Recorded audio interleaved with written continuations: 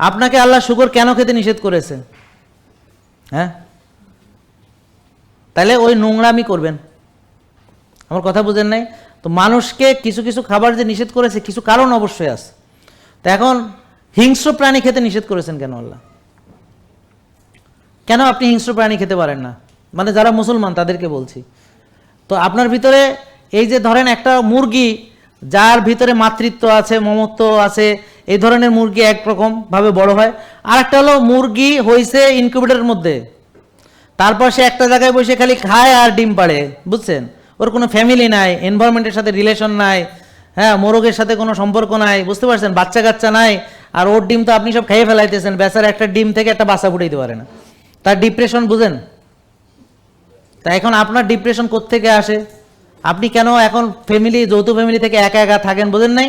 মুরগির যেমন ফ্যামিলি ধ্বংস করছেন, এখন নিজের ফ্যামিলি ধ্বংস করছেন। প্রতিশোধ, ওই মুরগির বাচ্চা হয় না, তোরও বাচ্চা হয় না, এটা হলো প্রতিশোধ। জেকে লাইফস্টাইল, ওষুধ মুক্ত সুস্থ জীবন।